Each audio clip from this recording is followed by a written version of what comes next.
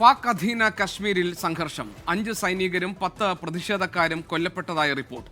റാവൽകോട്ടിൽ നടന്ന Jammu Kashmir joint Awami action കമ്മിറ്റിയുടെ പ്രതിഷേധമാണ് അക്രമാസക്തമായത്. അച്യുതൻ ഡൽഹിയിൽ നിന്നുണ്ട് വിവരങ്ങളുമായി. അച്യുതൻ, പാക് അധീന കശ്മീരിലെ സംഘർഷം സംബന്ധിച്ച് എന്തൊക്കെ വിവരങ്ങളാണ് പുറത്തുവരുന്നത്?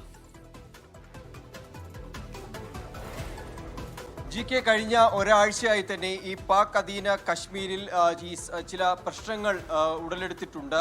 അവിടുത്തെ ഇന്റർനെറ്റ് അടക്കം നിരോധിച്ച സാഹചര്യവുമുണ്ട്. ഇത്തരത്തിൽ പാക് സൈനികരുടെ ഈ നടപടിയിൽ പ്രതിഷേധിച്ചായിരുന്നു Jammu Kashmir joint Awami action committee ഒരു പ്രതിഷേധം നടത്തിയത്. ഈ പ്രതിഷേധത്തിനിടെ പാകിസ്ഥാൻ സൈന്യം അതിനെ ആയുധങ്ങൾ ഉപയോഗിച്ച സമരത്തെ നേരിട്ടു എന്നതാണ് ആരോപണം.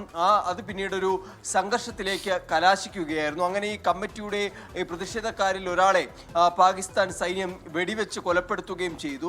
ആ വെടിവെച്ച് കൊലപ്പെടുത്തിയ ആളുടെ ശവസംസ്കാര ചടങ്ങിനിടെയാണ് വീണ്ടും ഒരു വലിയ സംഘർഷം ഉടലെടുത്തതും ഇതിൽ പാകിസ്ഥാന്റെ 5 സൈനികരും 10-ലധികം വരുന്ന പ്രതിഷേധക്കാരും കൊല്ലപ്പെട്ടതായുള്ള റിപ്പോർട്ടുകൾ ഇപ്പോൾ പാകിസ്ഥാനിൽ നിന്ന് വരുന്നത്.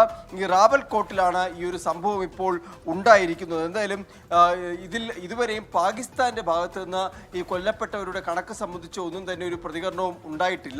എന്നാൽ ഈ Jammu Kashmir joint Awami action committee പറയുന്നത് അവരുടെ 10-ലധികം പ്രതിഷേധക്കാർ ഈ സൈനിക നടപടിയെ തുടർന്ന് കൊല്ലപ്പെട്ടു എന്നാണ് അവർ ഉന്നയിക്കുന്ന അവകാശവാദം.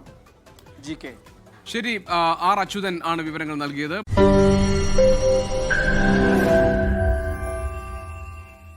ലോകത്തെവിടെയായാലും ഏത് സമയത്തും 24 വാർത്തകളും ഓഗ്മെന്റഡ് റിയാലിറ്റി പാക്കേജുകളും എക്സ്പ്ലെയിനറുകളും വിശദമായി കാണാൻ ഞങ്ങളുടെ യൂട്യൂബ് ചാനൽ നിങ്ങൾക്ക് സബ്സ്ക്രൈബ് ചെയ്യാം.